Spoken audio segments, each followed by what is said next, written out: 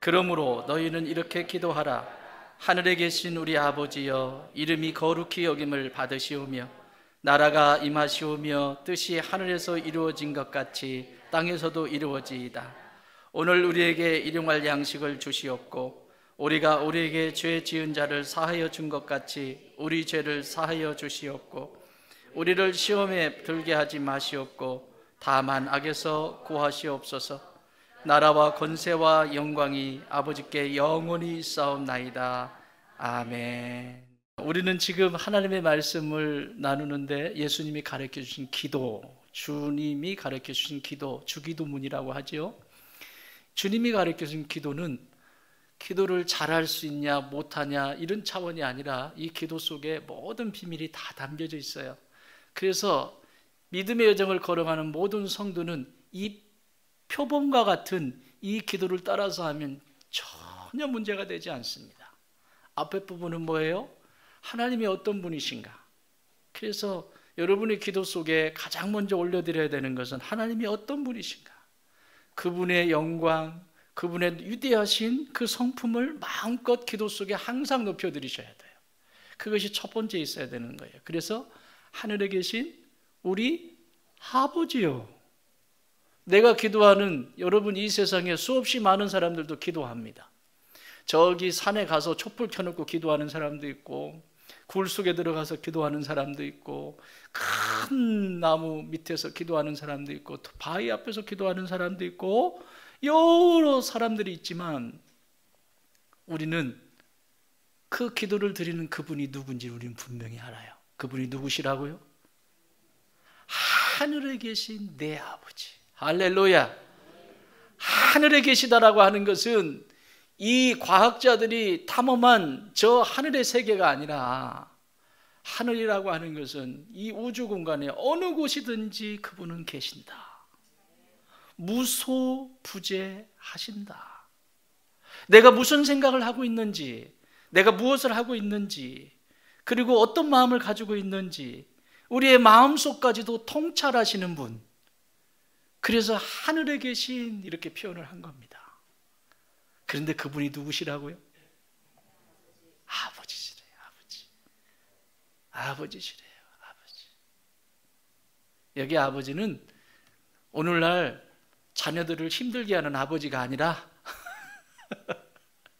힘들게 하는 아버지가 아니라 아버지, 아빠, 엄마를 다 포함한, 그러니까 부모입니다. 부모.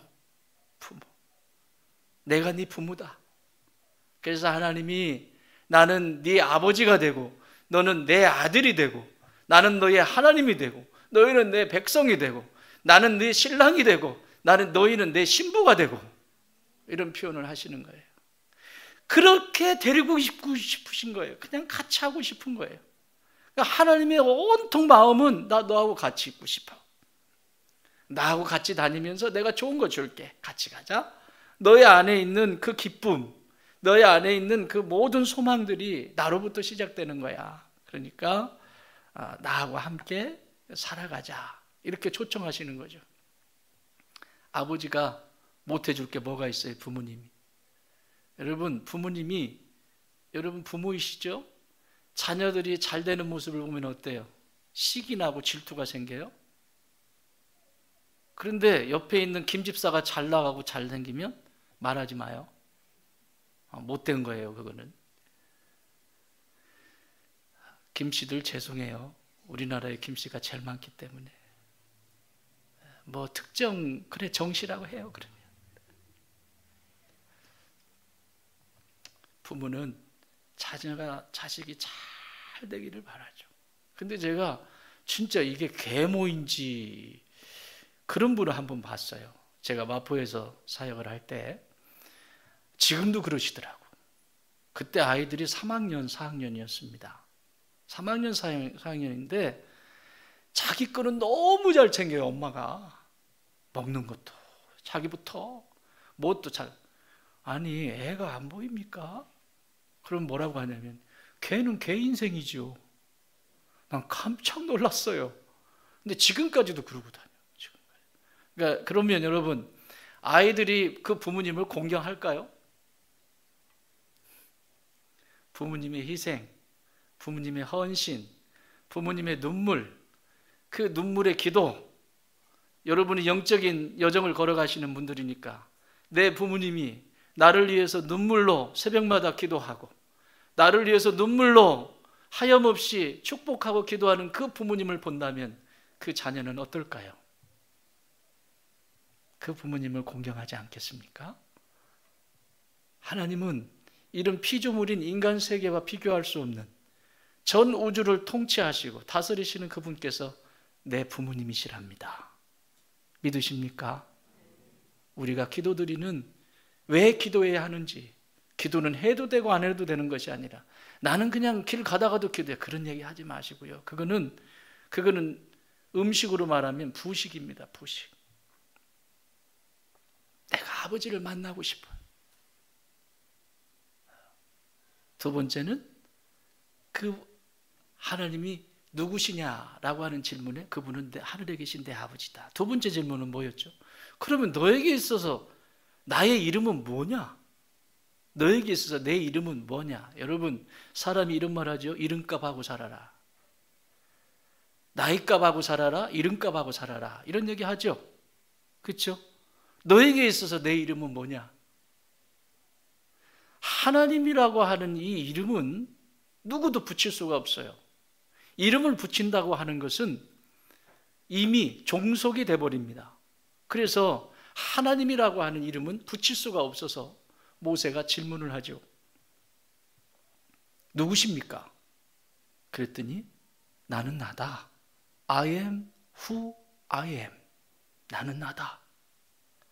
자존자다. 누구의 도움이 필요한 것이 아니고 누구의 어떤 그런 것이 필요하지 않은 자존자다. 그분이 이름입니다. 그걸 뭐라고 그랬죠? 여호와, 야훼, 여호와. 여호와라고 하는 그 이름이 모세에게 주신 말씀이고 그분은 스스로 계신 자존자시라고 하는 거예요. 그런데 그분 앞에, 그 광대하신 그 하나님 앞에 내 삶을 드린다라고 하는 것은 당연한 거 아니겠어요? 자, 그것을 피조물인 인간은 하나님의 이름을 붙여드릴 수가 없다. 그래서 지난 시간에 그분의 이름을 높여드리는 존재가 되어야 된다라고 말씀을 드렸어요. 그분의 이름이 뭐죠? 자, 신약으로 넘어와 봅시다. 신약에 여호와이신 그분이 인간의 육체를 입고 이 땅에 오셨어요. 그분이 누구세요? 예수 그리스도입니다. 구약의 여호와이셨던, 창조 때 같이 계셨던, 창조하셨던 그분이 나를 살리기 위해서, 이 세상의 온 인류를 구원하기 위해서 인간의 몸을 입고 하나님의 길을 포기하고 이 땅에 오셨어요. 그런데 하나님이시라고 강조하는 복음서가 요한복음입니다. 요한복음에서 나는 나다라고 하는 표현을 7가지를 했죠. 그래서 지지난주에 매일매일 하나씩 묵상하셨죠. 그것으로 끝나지 마시고 여러분의 삶 속에서 그것을 가지고 간직하고 매일매일 내 인생이, 여러분 이 인생이 힘들지 않은 인생이 어디 있어요? 힘들지 않은 인생은 아무도 없습니다. 그러나 내 인생 속에 누가 주인이냐? 내 인생 속에 기준이 뭐냐? 그거 붙들면 다시 일어설 수 있는 것이죠. 자, 그래서 나는 나다라고 하는 것을 7가지로 얘기를 했어요. 첫 번째는 뭐였죠? 나는 생명의 떡이다. 여러분, 양식 매일매일 주시는 그 떡 없이는 살 수 있어요? 아니죠. 예수님만이 생명의 떡입니다. 그 이름을 높여드리셔야 돼요. 내가 지금 곤비한 가운데 있고 영적으로도 또 심리적으로도 또 삶에도 곤비한 가운데 있고 어려운 가운데 있지만 예수님, 여호와이신 예수님이 내 생명의 떡인 것을 내가 믿습니다. 오직 영광은 주님께만 올려드립니다. 이렇게 이름을 높여드리라고 했어요. 쭉 설명은 다 해드렸으니까 나는 세상의 빛이다. 세 번째는 나는 양의 문이다. 네 번째는 나는 선한 목자다. 늘 인도하시는 분. 오늘도 찬양했죠? 나는 부활이요 생명이다. 죽은 것이 아니에요. 여러분 따라합시다. 성도는 아무리 힘들어도 끝이 아니다. 왜요? 부활이 있기 때문에. 반드시 다시 삽니다. 반드시 하나님은 다시 일으키십니다.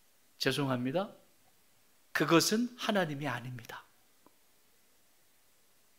인간이 이해할 수 있는 영역, 하나님의 영역 아닙니다.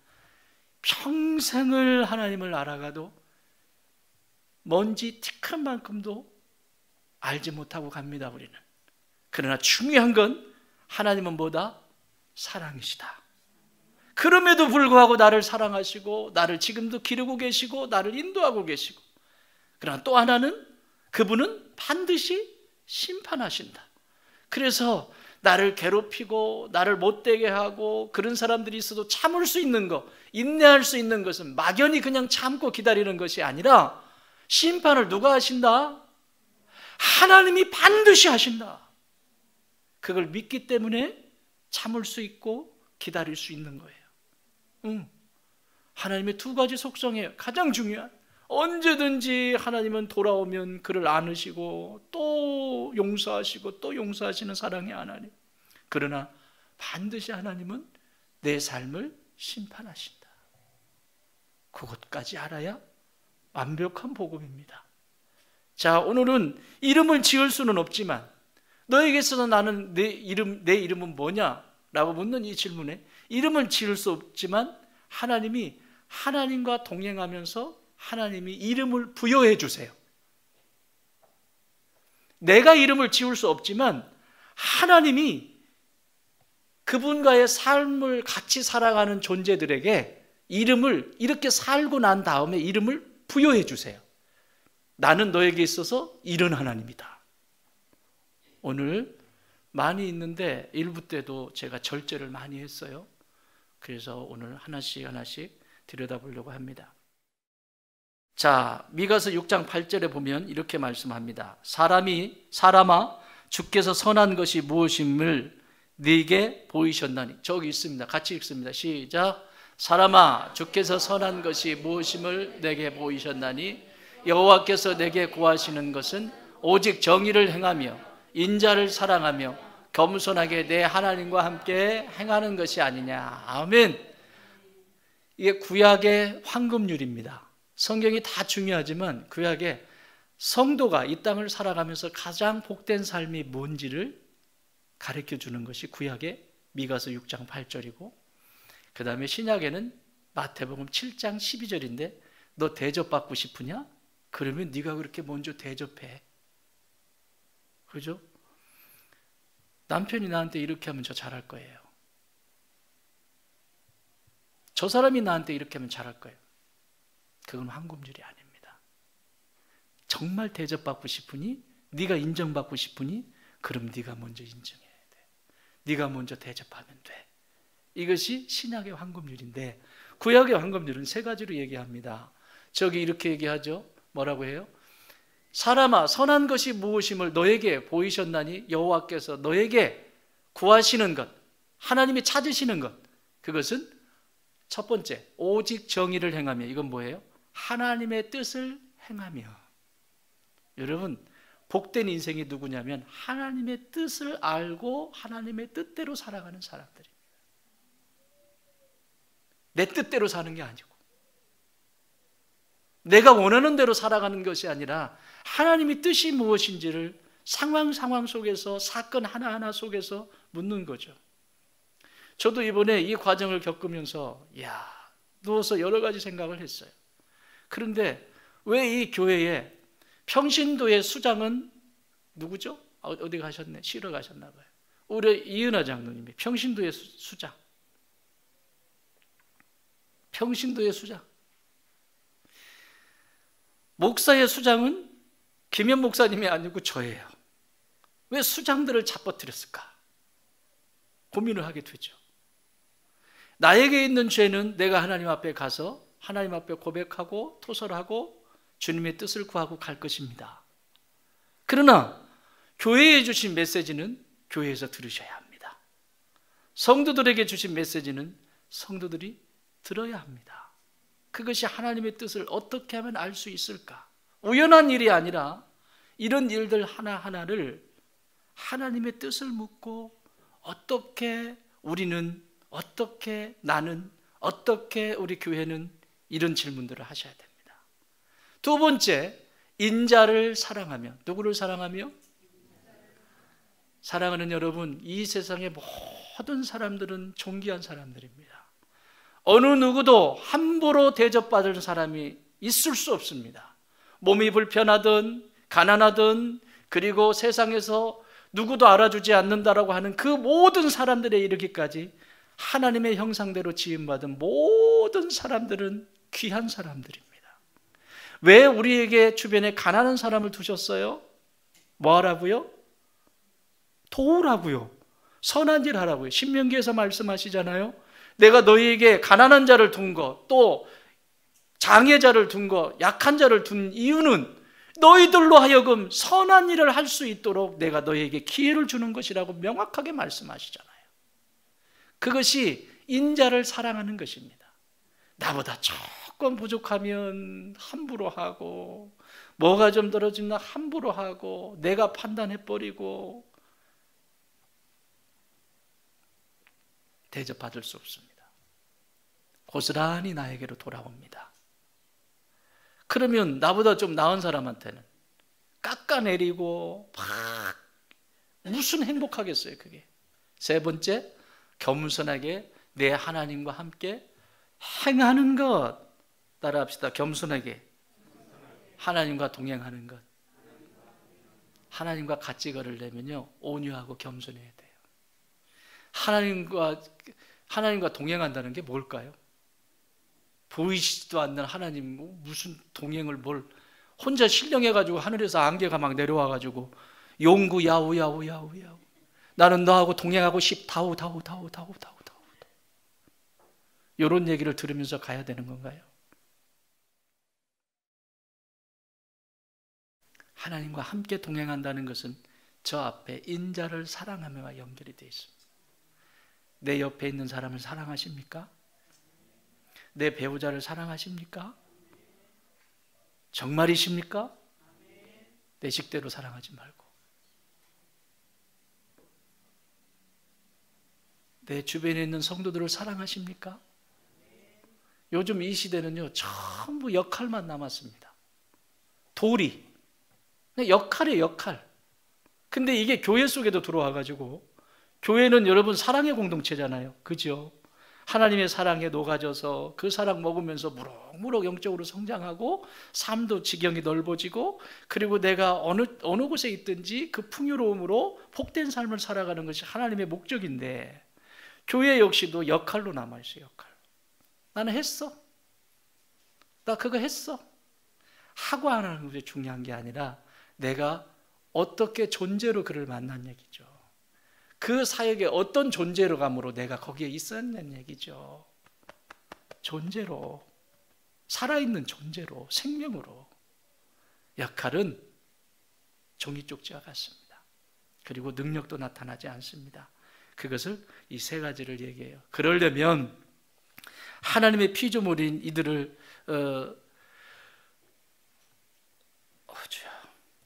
하나님의 피조물인 인간은 이름을 지을 수 없는데 이름을 지을 수 있는 방법이 있습니다. 마태복음 5장 16절 띄워주실 수 있어요? 네, 읽어보세요. 시작. 이같이 너희 빛이 사람 앞에 비치게 하여 그들로 너희 착한 행실을 보고 하늘에 계신 너희 아버지께 영광을 돌리게 하라. 아멘. 저게 하나님의 이름을 높여드릴 뿐만 아니라 하나님이 나에게 이름을 부여하실 때 나타나는 모습이에요. 예수님께서 정의하셨어요. 너의 빛이 내 안에서 나오는 게 아니고요, 빛이신 예수님이 내 안에 비춰주세요. 사랑의 빛을 비춰주시고 겸손의 빛을 비춰주시고 섬김의 빛을 비춰주시고 은혜의 빛을 비춰주시고 아멘 할 때까지 할 거니까 그 빛은 내 안에서 나가는 것이 아니라 비춰주신 것을 내가 반사하는 거예요. 내 안엔 선한 것이 없어요. 나 정도면 됐지. 끝났습니다. 아웃입니다. 거기는 하나님이 역사하실 수가 없습니다. 성령께서 일하실 수가 없습니다. 나는 하나님의 사랑의 빛을 공급받지 않으면 할 수가 없습니다. 하나님의 은혜의 빛을 받지 않으면 나는 할 수 없습니다.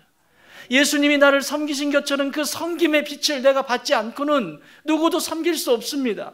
예수님의 그 영혼을 향한 그 뜨거운 사랑이 내 안에 비춰지지 않으면 나는 누구도 전도할 수 없습니다.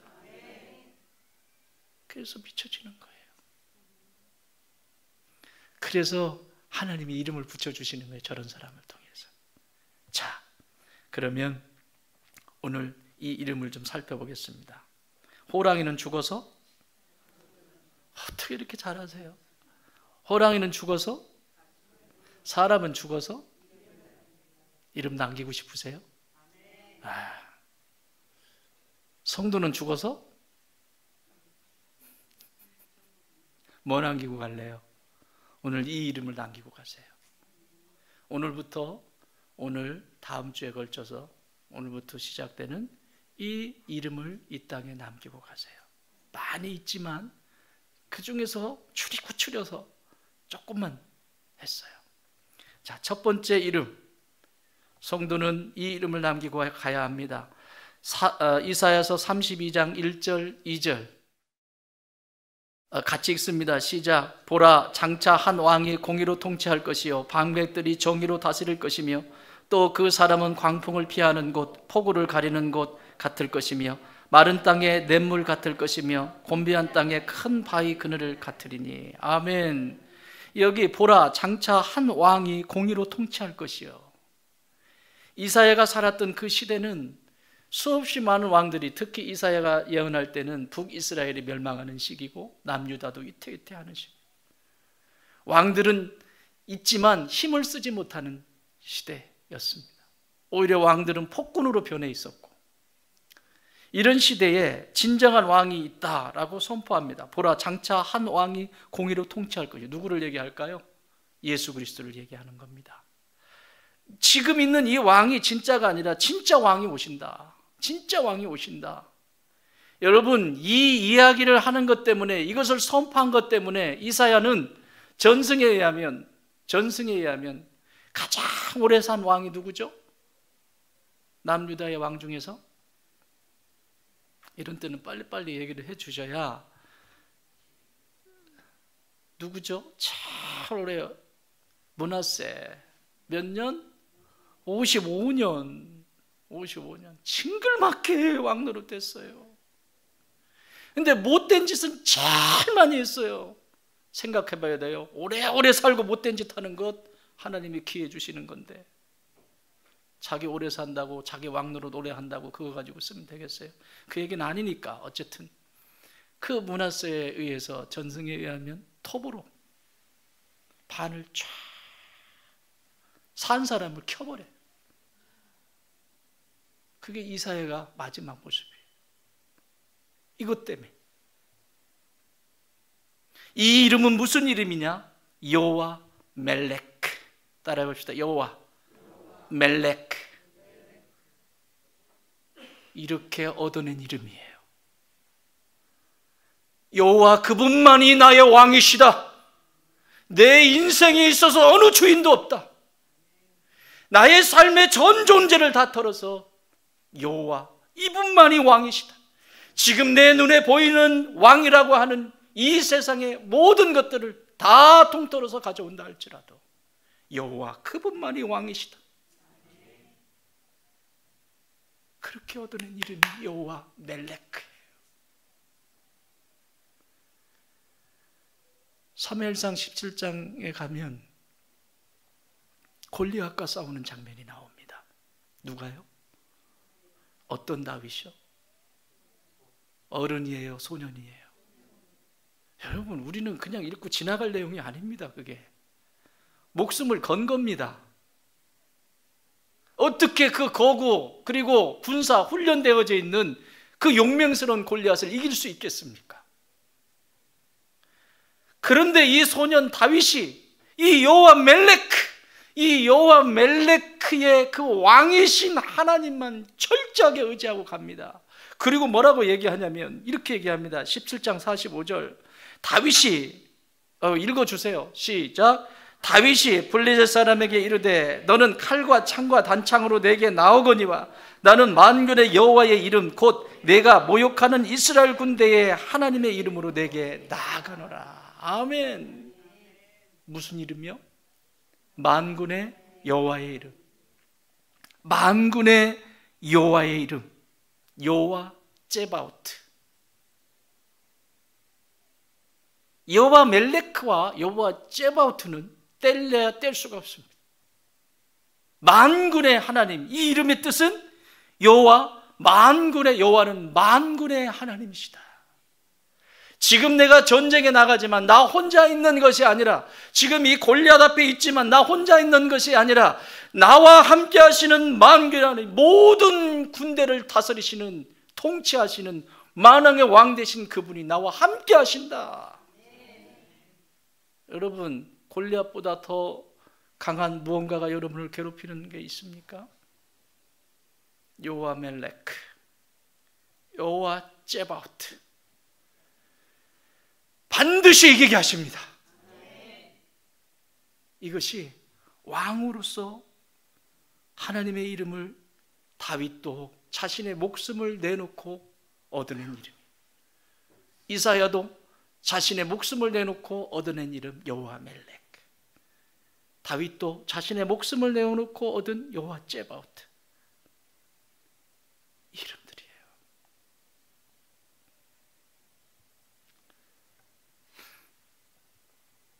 여러분이 말씀 앞에 순종함으로 이 세대를 본받지 않고 왕이신 예수 그리스도만이 왕임을 인정하며 살아가는 삶을 통해서 여호와 멜렉, 여호와 제바오트, 이 이름을 하나님께서 부여해 주실 것입니다.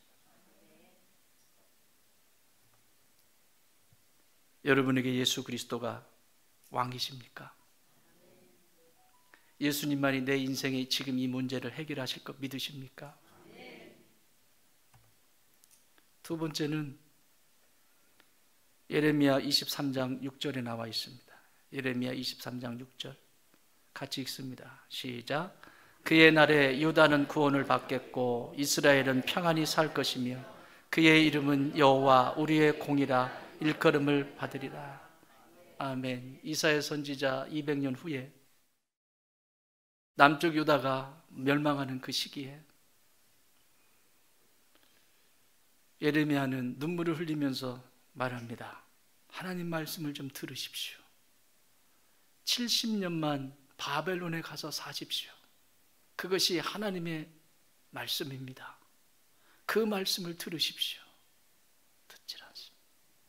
여기 그날의 유다는 구원을 받겠고 이스라엘의 평안히 살 것이다. 그의 이름은 여호와 우리의 공이라 일컬음을 받으시라. 공의라 하나님의 의, 여호와 찌드케누, 여호와 찌드케누. 하나님은, 여호와는 우리의 의이시다. 의가 뭡니까? 기준 아닙니까? 세상에도 공의가 사라지면 어떻게 돼요? 그래서 법이라는 걸 만들어내잖아요. 하나님의 의는 뭘까요? 하나님의 말씀입니다. 그 말씀이 되어서 육신의 이 땅 가운데 오신 분이 누구예요? 예수 그리스도이십니다. 그분만이 기준이 됩니다. 그러니 제발 이 말씀을 들으십시오. 계속해서 외칩니다. 심지어 이렇게 얘기합니다. 에레미야 7장 23절, 오직 내가 이것을 그들에게 명령하여 이르기를 너희는 내 목소리를 들으라. 그리하면 나는 너희의 하나님이 되겠고 너희는 내 백성이 되리라. 너희는 내가 명령한 모든 길로 걸어가라. 그리하면 복을 받으리라 하였으나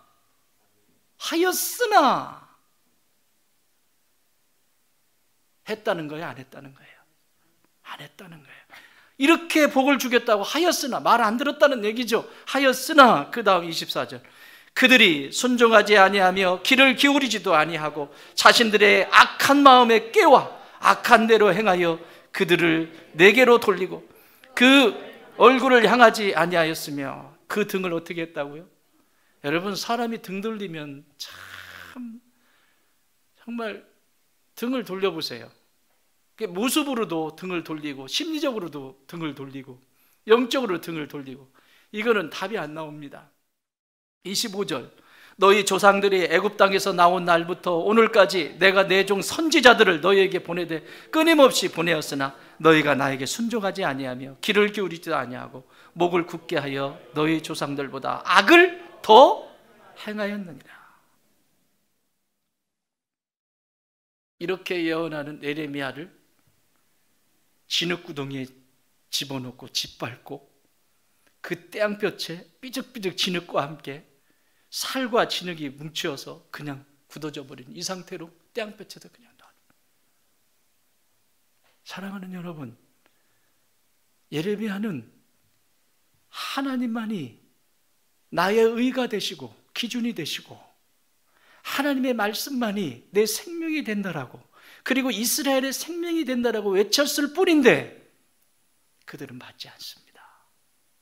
그리고 오히려 선지자를 핍박하고 죽입니다. 이 자리가 이렇게 얻어낸 이름이 여호와 찌드케노입니다. 자, 사랑하는 여러분, 여러분이 말씀 앞에 순종함으로 말씀을 덮고 살아가는 교인입니까? 말씀을 외면하고 살아가는 이 세상을 향해 하나님의 의가 여호와 찌드케노의 자리로 지금 초대하고 계십니다. 여러분은 말씀이신 예수 그리스도 앞에 내 생각과 내 감정과 내 경험을 버리고 살아갈 수 있으시겠습니까? 아멘 하셔야 합니다. 안 그러면 방황하게 될 것입니다. 내 생각이 중요하고 내 감정이 중요하고 내 인생의 경험이 중요하고 방황하게 됩니다. 이렇게 여호와 멜레크와 여호와 찌드케누, 하나님이 나의 왕이 되시고 그분만이 만군의 여호와가 되시는 그 하나님만을 높여드리는 것, 그게 뭘까요? 왕이신 그 하나님을 높여드리는 게 뭘까요? 왕이신 나의 하나님, 내가 주를 높이고 영원히 주의 이름을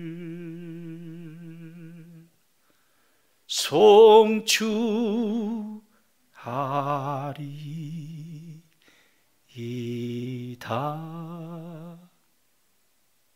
그 여호와의 이름을 높여드리는 시편 기자처럼, 그 멜렉, 여호와 멜렉, 그분의 이름을 높여드리는 이사야처럼, 다윗처럼, 그 시간이 무슨 시간일까요?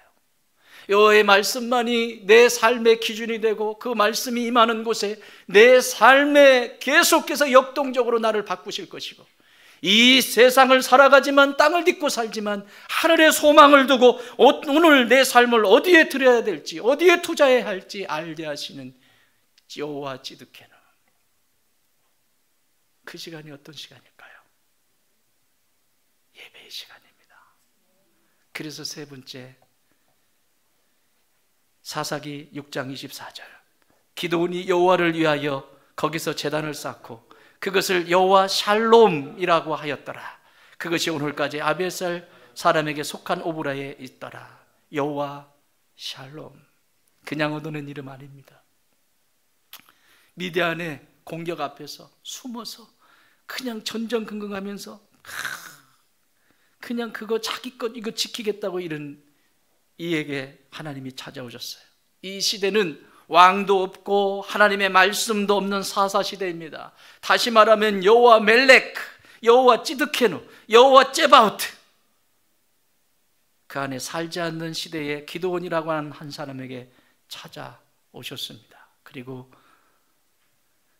기드온 역시도 기준도 없고 방향도 없이 살아가는 기드온에게 하나님의 말씀하시며 예배의 자리로 초청하십니다. 그게 그 예배를 받으시고 지어진 이름 여호와 샬롬입니다.